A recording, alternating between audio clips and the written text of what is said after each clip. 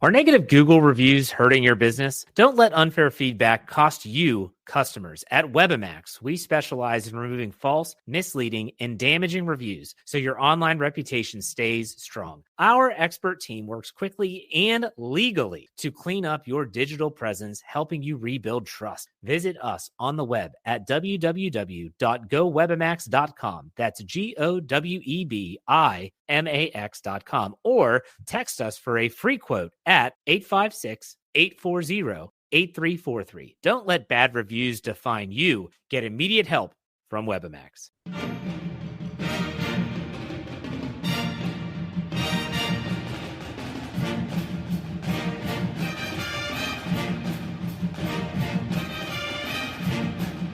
Hey there, Duke fans. Welcome to DBR Bites episode number 89. We told you we were coming back.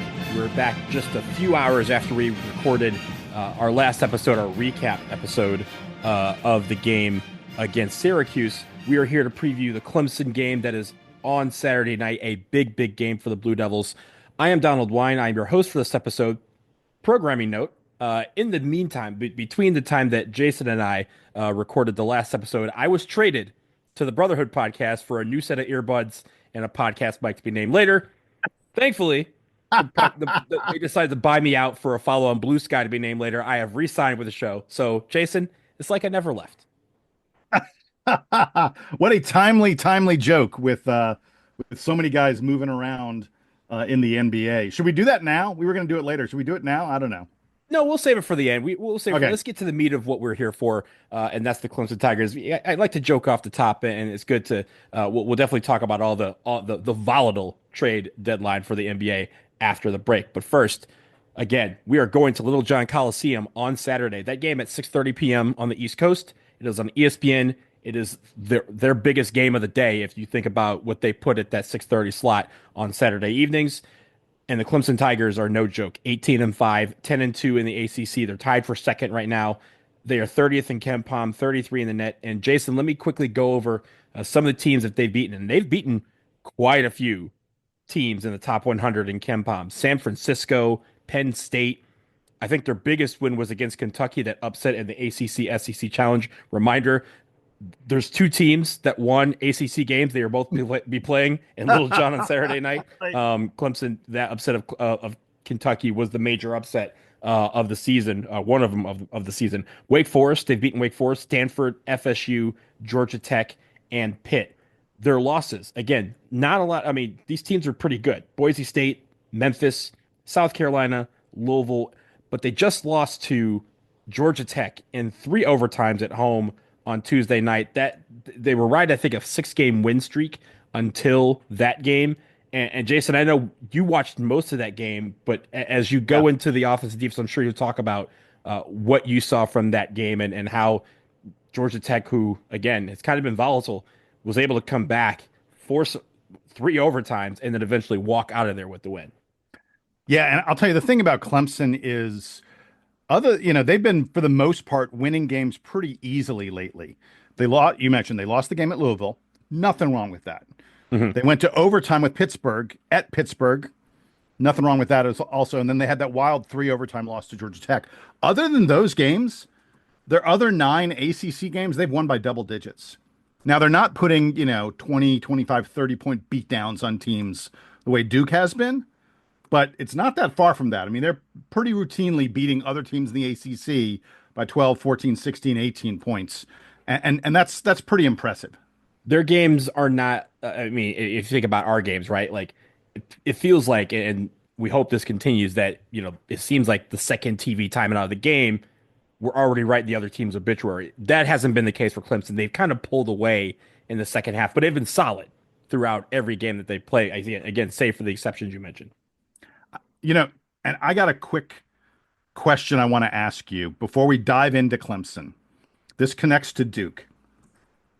If you're Clemson, if you're the Clemson coaching staff, what game tape are you watching on Duke? Because, and more importantly, what are you then showing your team? Because the Syracuse and the UNC games, that's going to put the fear of God in you. I mean, watching those games, if I'm an opposing team, I'm like, oh my God, I don't want any part of that. So Then you get to like the Notre Dame through NC State games. All those games don't include Malik Brown at all. How can you not be prepared for how disruptive Malik Brown is and what he does in terms of moving the ball on offense? You know, Pitt, SMU, the games right before that, well, those are 30-point wins by Duke. There's not that much to see there. I guess if I'm Clemson, I guess I'm going back maybe to the Louisville, the Auburn, maybe the Kansas games to find, competitive games where you can really see, okay, this works against Duke, this doesn't work against Duke, because honestly, there's just not a lot lately you're able to look at. And more to the point, I don't know if those games are even that useful to look at. This Duke team has progressed a lot, even since like the Louisville and the Auburn game, which are two of the better games of the season for them. They move the ball better than they did then. They switch 1-5. Back then, Duke was not switching man-man. They are now switching 1-5, including man-man. So the rotations on defense were different. The rotations in terms of who plays were different. Caleb Foster was the primary backcourt sub in those games, not Isaiah Evans. Lately, it's been Isaiah Evans. Mason Gillis wasn't nearly as effective then as he has been lately. I just wonder, like, if you're Clemson, what are you looking at to prepare yourselves for what Duke brings?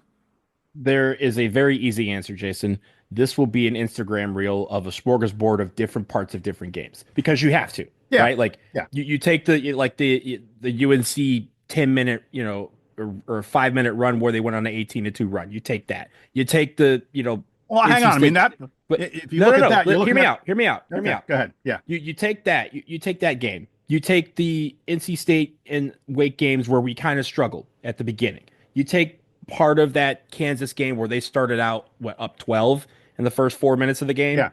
You take bits and pieces of all these different games and you put it, and you have to splice them together because, as you mentioned, those games at the beginning of the season, yeah, sure, we lost a couple, but machines have learned since then, right? Like the AI has learned from the upgraded software many times.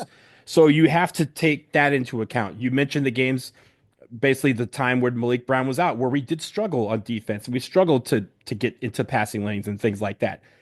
But again, you kind of have to take what you have. And then the real thing is this, Jason. You have Cooper Flagg, you have Con Knipple. You mentioned until yesterday, they were the MVP of every game for the last month until Sion James, took it, right? And even you can argue that it was the Malik Brown show up at the Dome.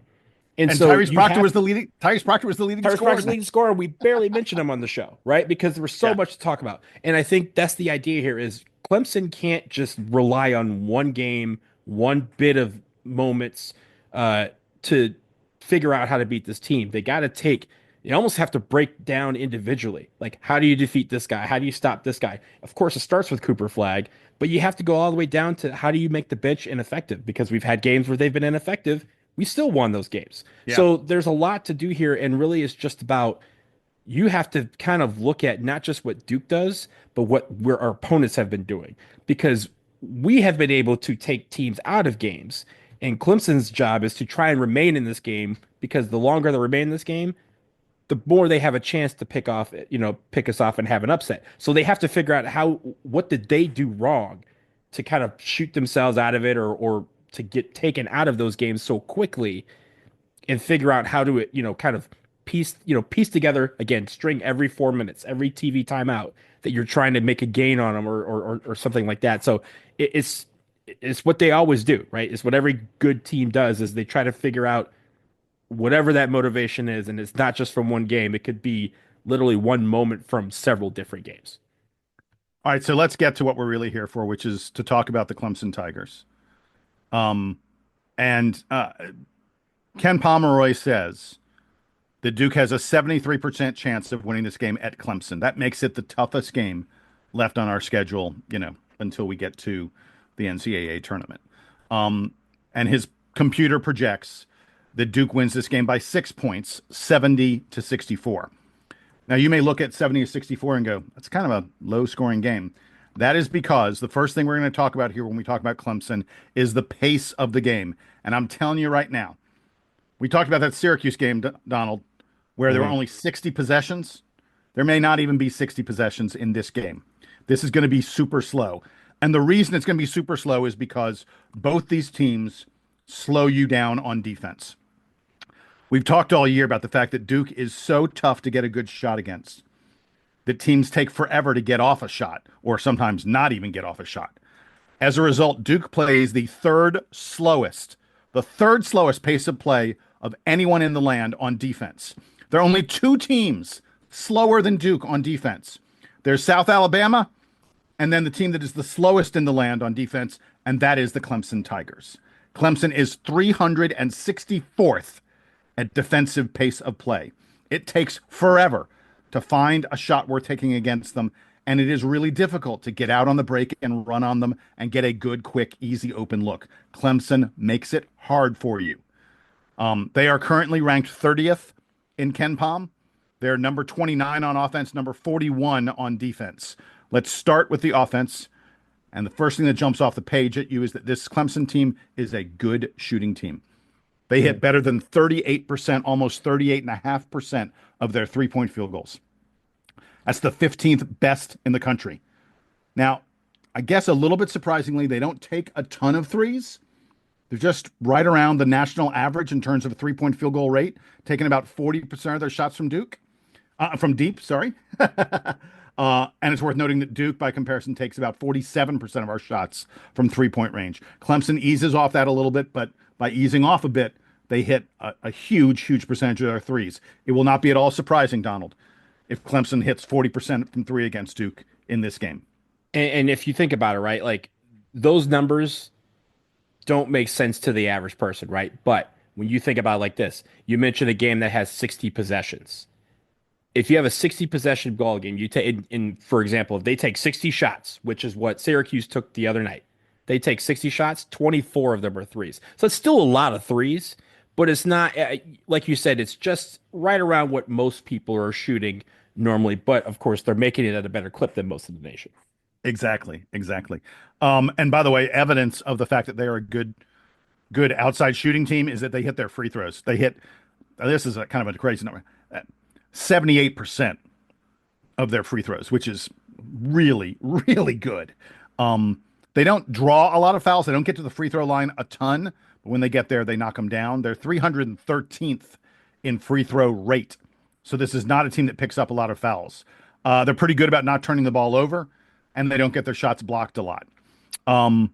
Their defense, as I mentioned, super slow.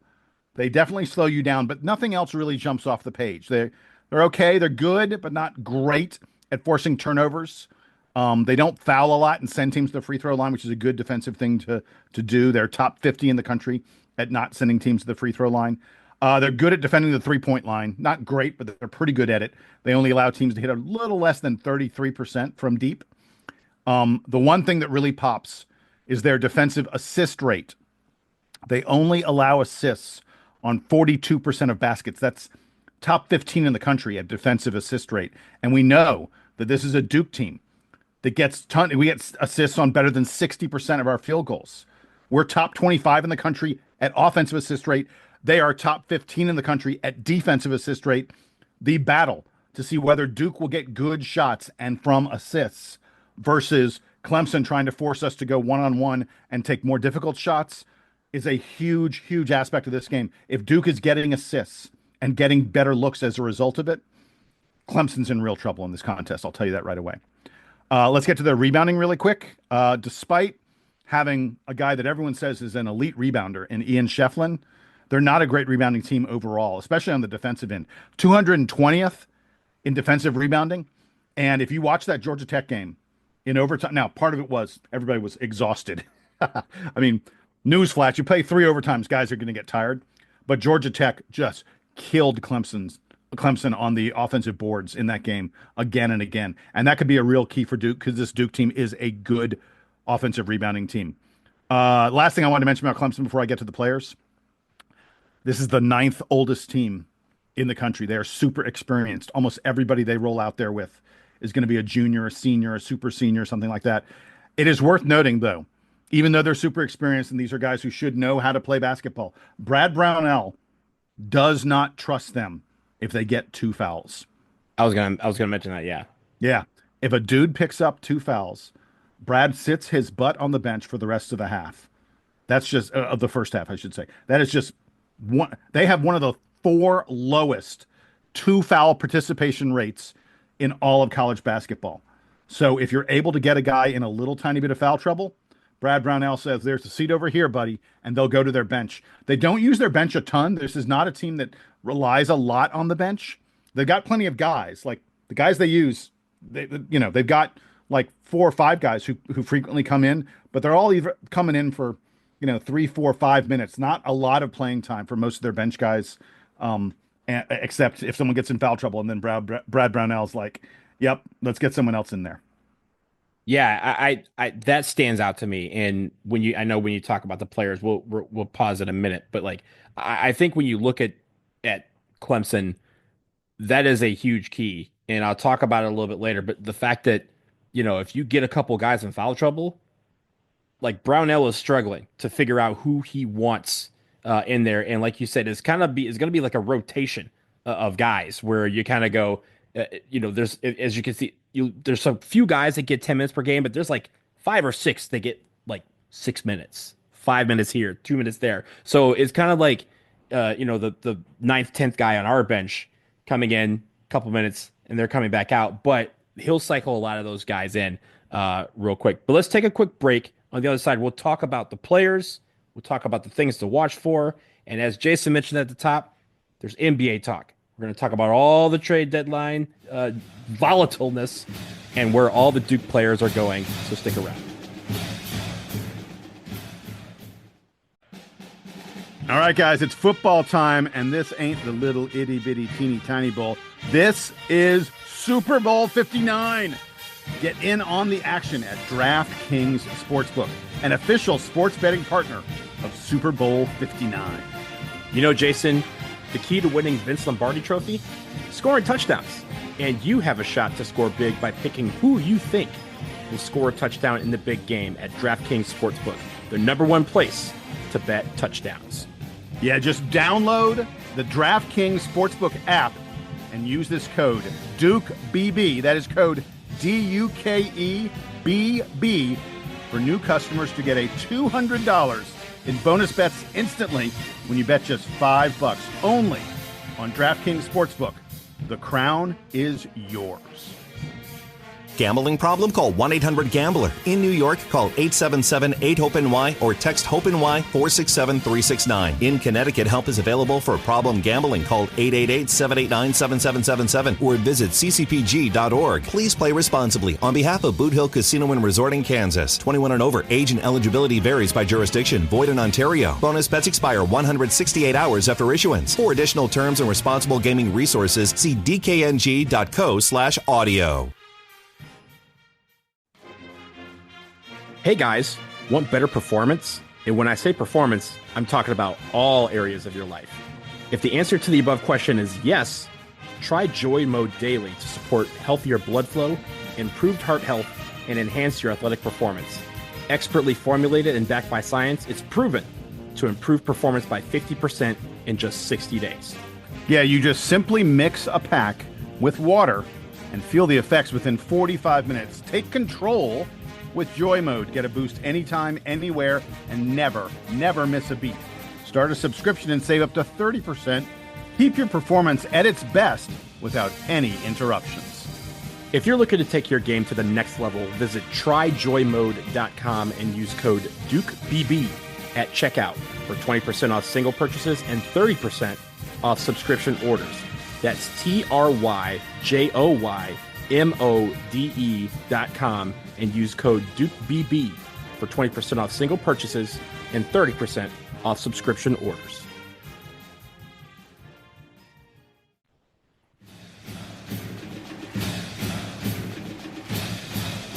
We're back and we are previewing the Clemson Tigers. Of course, we are going to Littlejohn on Saturday night. We shift our attention, after talking about the offense and defense, we shift our attention to the players. And Jason, when you talk about these players, of course, we're going to hear some guys that we've heard of before, and we also going to see a lot of experience. This is one of the most experienced teams in college basketball. Yeah, I mentioned that earlier. And if you're going to talk about the players, it starts with Chase Hunter. Chase Hunter is almost certainly, at this moment right now, a first-team All-ACC player. I would guess that he's probably third in the Player of the Year race behind Cooper Flagg and Maxime Reynaud of Stanford. Chase is averaging almost 18 points per game, Man, Donald, get ready for the number. He's hitting almost 44% from three. That is just, man. I mean, when Assassin. when he rises up, you're in trouble. He's also deadly at the free throw line, better than 90% of his free throws. The bottom line is that Chase Hunter is an elite shooter. He does a great job of getting into the mid range and burying like turnaround, fadeaway jumpers, things like that. 6'4" player, active hands. It allows him to get almost 1.5 steals per game. When the game is on the line, when there is a big moment, the ball will be in Chase Hunter's hands, and he tends to come through more often than not. I would bet that Ian Shefflin is probably going to be an all ACC pick as well. Probably not first team, probably one of the guys toward the top of the second team. He's averaging 13 points per game, 9.5 rebounds per game, better than 3 assists per game. He does a little bit of everything for them. He is the epitome of a lunch pail, hardworking guy who gets the most out of his talents. He plays well in big games. Like you mentioned earlier, Donald, they played Kentucky. Ian Shefflin had 11 points and 20 rebounds. Yeah. 20 rebounds. That's a huge number.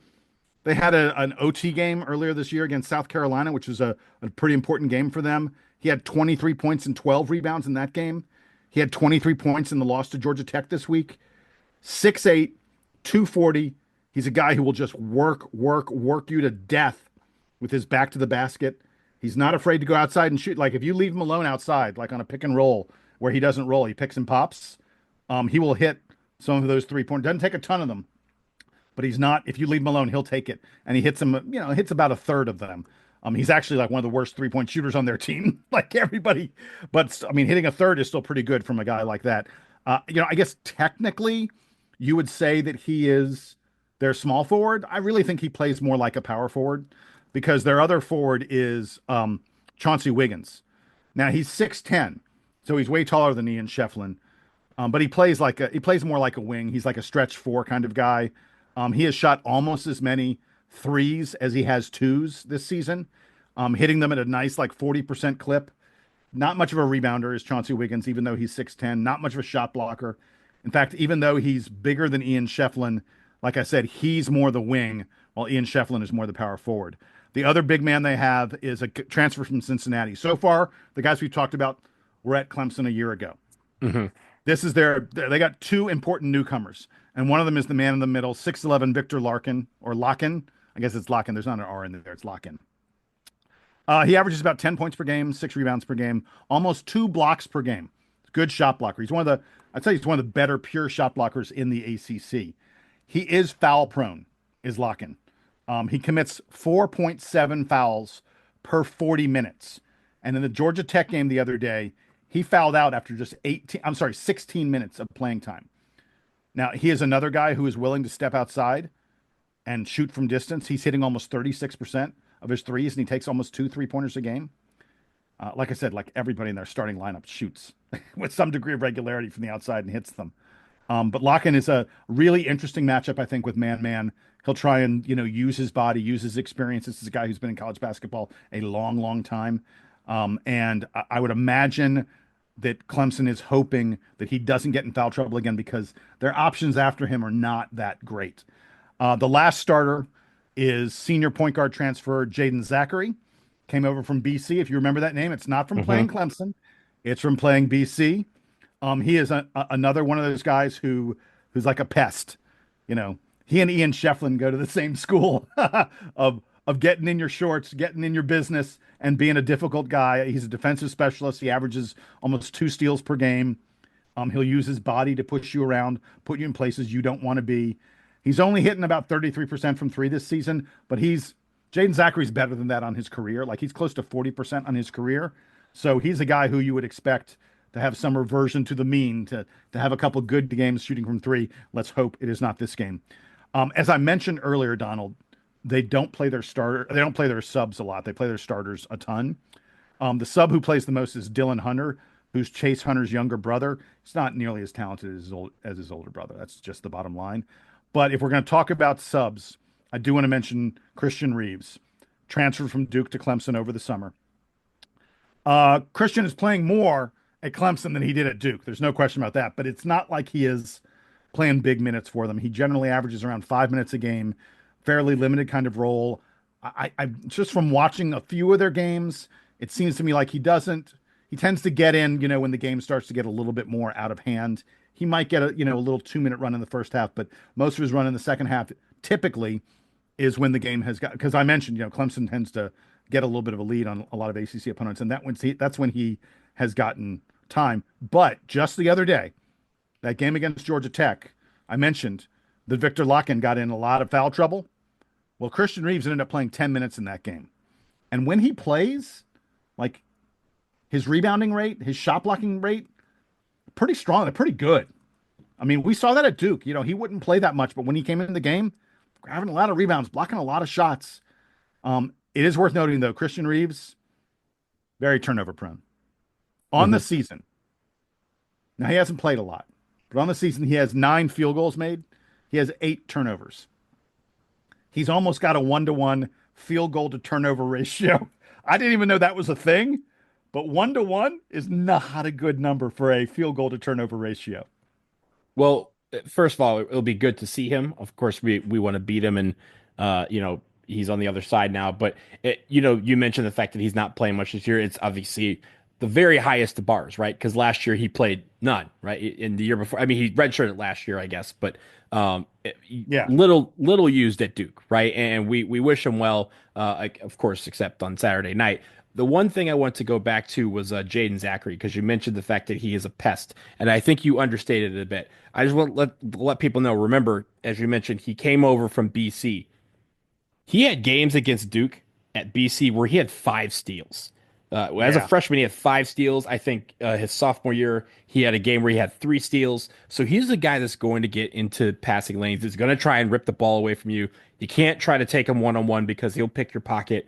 He's going to try. He's a guy that, wants to be. Think of a Jose Alvarado, right? Like he's a guy that's always comparison. In your grill. I love that. And you're just like, man, can you just get him out of my face? That is him. So when he's in the game, definitely our point guards need to make sure that they are taking care of the basketball, and even Cooper Flagg, right? Because what they'll do is just like kind of Alvarado does. Yeah, you may have somebody else on Cooper Flagg, but he's going to be that guy that's going to try and zip around and try and take it when Cooper's not looking or has his back to the basket. So the guys really need to pay attention with regards to taking care of the basketball, because of we always say that, but when you have guys like Jaden Zachary on the floor, you definitely got to keep your eye out just a little bit more. I'll tell you that comparison is a really good one. He's not as good an offensive player as Jose Alvarado is. But in terms of a guy who just causes problems for you, that's Jaden Zachary. Yeah. So let's get to some of the things to watch, and one of them you kind of hinted on early on, and it was about the foul trouble. I think the idea of getting guys into foul trouble might be something very well suited for Duke. If you recall, we have a guy named Cooper Flagg who loves to draw fouls by getting into the lane and being active. If they establish that early, I think that will kind of take the wind out of Clemson's sails a bit. And you know how it is. Like, you have a plan. Mike Tyson says, if you have a plan, everyone has a plan until they get punched in the face. If we could take a guy out of the game in that first 2 minutes because of foul trouble, even if it's just for one foul, that means that Brad Brownell was having to adjust his game plan on the fly, and that's where we can take advantage. So I'm looking to see if Duke is active at trying to get to the rack and also get to the line as a result, and try to get some of these guys out of the game. Another thing that you mentioned is the defensive assist rate for Clemson. As you mentioned, it's top 15. They only allow about 42% of your shots to be made via the pass. One thing we're great at is the pass. Move the ball around. And I think this is also kind of prevalent when we go to Littlejohn. It feels like every time we go, or at least, a lot of times, I won't say every time, we tend to have a stagnated offense. And that's been the thing for Clemson since I started at Duke 24 years ago. I think you have to figure out a way to establish the fact early that you're going to have these hockey passes. The way we passed against Syracuse was absolutely amazing. And if we can carry one thing from that Syracuse game over, I want it to be that, because that will take Clemson out of it as well, because their defense is not well suited for a team that succeeds at passing the ball to different spots on the floor and hitting their shots. So I think that is a huge key. If we can continue to do that and not let the ball stagnate, even for a couple of minutes, because that's where Clemson in the past has taken advantage, especially at Littlejohn, and we don't want that to happen on Saturday night. And then finally, play tough. Littlejohn is a tough place to play. A lot of times we show up and we get bullied around. And it's not to say that Clemson's a team that's going to push and pull and drag and, be chippy, but they like to play physical. This is their game. This is what they want. This is the team they want and the venue they want them in. Duke at Littlejohn, and they want to come out firing. And so that will be a place where you have to have the intensity ratcheted up ever that much more. And so I look at Duke and I look at these guys, and of course we've said this team is built different. Well, this is a different type of game that we're walking into on Saturday night because Clemson is a team that loves momentum, and especially at Littlejohn, momentum seems to show up in bulk when they play Duke, and especially if they can get out to a hot start. So playing tough, if Duke plays like they've done on the road, this will be a game they can walk out of Littlejohn with the win, and it's a quad one win, so that's an important one. But they need to come out with the toughness and the intensity and the urgency right from the jump, and don't give Clemson any room to say, hey, we can pull this upset off. So that's what I'm looking at. It's going to be a great game. And I think this is one where, I think, Jason, you and I hope that it's been like the last few games where we're figuring out, we're picking nits in the bad part, but make no mistake, this is going to be a tough game, and we're looking forward to it on Saturday night. Yeah, for sure. I think the big question to me is, how geeked up is Clemson? This is their Super Bowl. I mean, and that's true of a lot. Look, that was true of Syracuse when Duke played this, but Clemson is talented enough, experienced enough, good enough that they could rise to the occasion in a way that a lot of these other ACC teams can't. And I'm really wondering, are they so geeked up that they are pressing, or are they, geeked up and playing really well? And then the other side of that is, I think it's probably been tough, other than the Carolina game, it's probably been kind of tough for Duke lately to really get engaged in a game. Look, these guys this Duke team seems mature beyond their years. We certainly have guys like Malik and Sion and Tyrese and Mason who are preaching to everybody, you take every opponent seriously. But look, you and I are struggling on this podcast when we do some of these previews to talk about whether these teams have a real chance. And I think one of the reasons that, Duke didn't play that great against NC State. Frankly, we really let up in the second half against Wake Forest and let them back in the game. I think one of the reasons those things are happening is that it's a little bit tough to be like, I'm really going to take this team seriously. This team has a good chance to cause problems for us. Well, here's Clemson. And they are a team good enough to do that. And you're playing at their place. And it's been a little while, I think, than Duke's won in Clemson. I'm trying to remember. I feel like I've gone up to that game a few times. I don't feel like I've left happy very much. They're pretty good at home. So to me, those are the mental stuff. We just talked about stats and all this other kind of stuff. The mental stuff's pretty important. Mental intangibles, yeah. It's pretty important in this game. And I have no statistic, no computer that can tell me how these two teams are going to walk out on that court. And of course, Clemson's coming off of a loss at home. So how does that change their dynamic and their ability to know that they need this game, right? If they want to move up for, they're, as of right now, they're safely in the tournament, but of course they're looking at, getting as good a seed as possible. To do that, this is the game they need to have on their resume.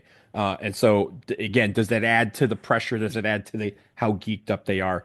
But yeah, Jason, I think the one thing about them is, about Duke is, of course, they have to figure out ways to get themselves up for point. But I know you saw that Syracuse game; they look locked in there, and I think on the road, they've been a different level of locked in than even at home. If you think about the games that they've struggled, it's been the two of the neutral site games, and then the game, the games at home that they've kind of struggled to try and maintain their attention.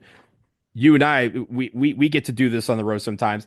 Hey, sometimes we start off slow when we're in hotel rooms and stuff like that. I know Duke does the same, but it feels like this team is a different type of locked in, and hopefully that part of the mental intangibles, again, defense travels, that mental part hopefully is on the same flight as them down to Clemson, South Carolina. Again, that game's Saturday. You think they're flying? I think they're probably driving. No, they're flying. They fly everywhere. The only bus games are the North Carolina teams. Everyone else they fly. Okay. They even fly to Virginia, which is not a great, not a short drive. I mean, it is a short drive. It's like 2 hours for them to get to UVA, and they fly. So Wait. I've driven from Duke to UVA. It's more than 2 hours. how? Where did you go? It's 2 hours to Rich. Okay, so 2.5. Because it's 4 hours to DC from Durham. 4 hours as the Donald drives. It is 4 hours. Actually, as I drive, it's usually 3 hours 15 minutes. But the idea here is that they fly. If it's not in North Carolina, they fly. All right. So I just checked. 3 hours and 8 minutes. Google tells me Duke to Virginia, 3 hours and 8 minutes. Google doesn't drive the way I drive. Also, Google does not take into account the fact that Buc-ee's is opening outside of Richmond. That will slow you down. That's probably why it's an additional 30 minutes to get there. But I digress. This game, if they can pack the intangibles, pack the defense, pack the intensity, they're coming home with another W, and hopefully we hope that's the case. Of course, Saturday night, 6:30 p.m. Eastern on ESPN. There's a game before that, so you know the drill. Check your local listings and make sure you're ready to switch at any moment. Before we get out of here, wait. Oh, go ahead. I won't be worrying about that. I'm going to be at the game. Yes, because it's a 2 hour drive from Atlanta. I know that. So we are not going to be recording on Saturday night because Jason has to safely drive home. I can record from the car, depending on the game. No. I can record from the car. I'm going with someone, so he would be driving. So it's a possibility. We'll see. No, we'll record on Sunday. I'm calling that. That's the executive. That's executive privilege. But Gotcha. DBR podcast at gmail.com. Get your headlines. And before we get out of here, as we mentioned at the top of the show, the NBA trade deadline closed this afternoon between our recordings, and boy, has it been volatile the last 3 or 4 days. We talked about the huge trade, one of the biggest trades in NBA history, and that didn't even involve any Duke players. Now, there's a bunch of Duke players that are on a move. I'm just going to list the ones that have, in the last day or two, traded jerseys, and that is Brandon Ingram. He moves from the New Orleans Pelicans. He is now a Toronto Raptor with RJ Barrett. Mark Williams. Somehow, the Lakers traded more for Mark Williams than they did to get Luka Doncic. But Mark Williams heads to the LA Lakers. No, they didn't. Yes, because there was multiple draft picks involved, Jason. Yeah, but there wasn't an Anthony Davis involved. I've seen this narrative that they traded more for Mark Williams than for Luka Doncic. No, because Anthony Davis was not involved in the deal.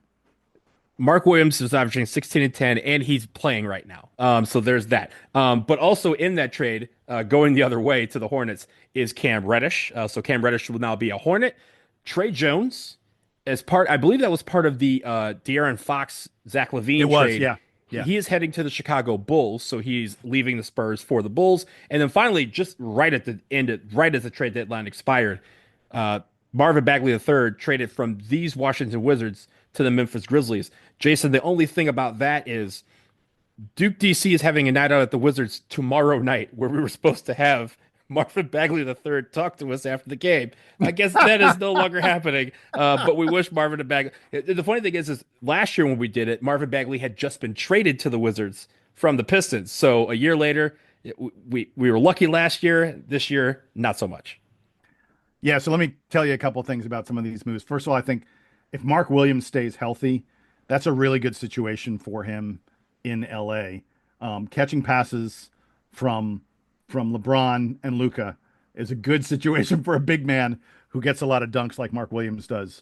That could be but he's got to stay. Health has been an issue for him, that he's got to stay healthy. The Brandon Ingram deal to Toronto, it's kind of crazy. Ingram's on an expiring contract. Like, he'll be an unrestricted free agent this summer. And yeah, this it gives Toronto a little leg up on signing him. They can probably sign him to more money than other teams, but I'm not sure Brandon Ingram is a max player anyway. I'm sure Brandon thinks he is. I'm not so sure that there are going to be NBA teams ready to give him the max. And the other weird thing you mentioned, RJ Barrett's on that team already, and they kind of are pretty similar kind of players. And I'm not sure how the two of them are going to really fit all that great. It's sort of a strange trade. I'm not quite sure what happened with that trade.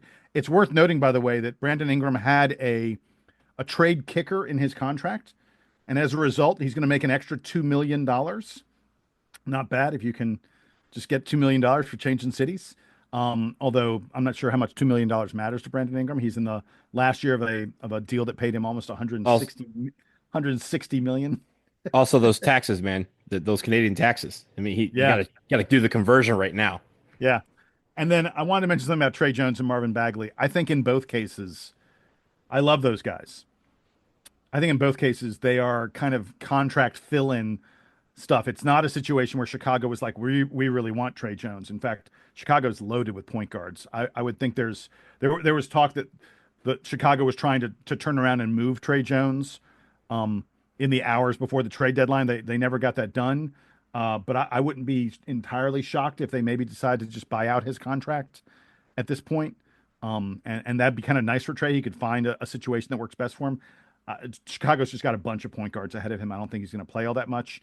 And with Marvin Bagley, he's on an expiring contract. Memphis has several good young power forwards that I think they probably like a lot more than they like Marvin Bagley. Marvin has played very little for your Washington Bullets this year. Sorry, Washington Wizards. You know what I meant.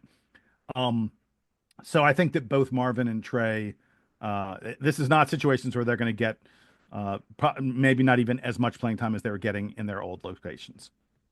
Yeah, and I mean, look, I think the Spurs really liked Trey Jones. I think they wanted another star, and De'Aaron Fox fit that bill, and you have to part with somebody, right? But I think Trey Jones will land somewhere. Again, even I don't know if the Bulls will buy him out, but he's going to find a situation. I will say about the Brandon Ingram trade, of course, I'm a Detroit Pistons fan. I have been hearing in circles for about 2 weeks now that Trajan Langdon, of course, Trajan Langdon was the GM at the Pelicans for a while. He's the one that brought in Brandon Ingram. He's the one that brought in Zion Williamson, or drafted Zion Williamson, I should say. And it was kind of Duke South over there for a little bit.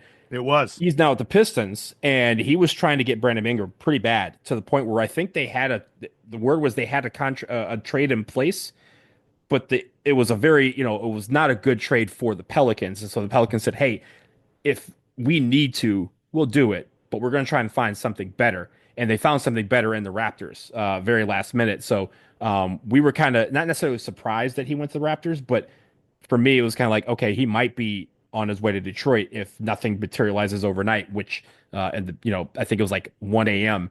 When that trade went down last night. So interesting. This trade deadline was easily the most volatile in decades. Unbelievable. It was unbelievable number of trades. PJ Tucker was on 5 teams this week.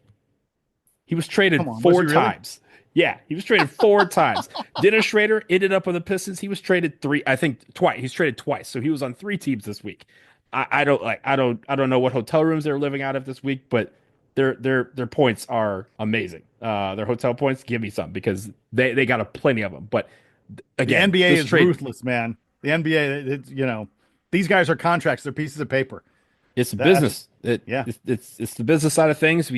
Some people say we see it in college basketball, but college basketball did not have a 3 days like the NBA just did. So I will leave it there on this episode of DBR Bites. Thank you as always for joining. Remember, dbrpodcast@gmail.com. You can get your headlines in after the game. Jason and I will be back to recap the Clemson game. But until then, he is Jason. I am Donald. That sound you hear, the Duke Band. They're playing us out and taking us all the way to Littlejohn.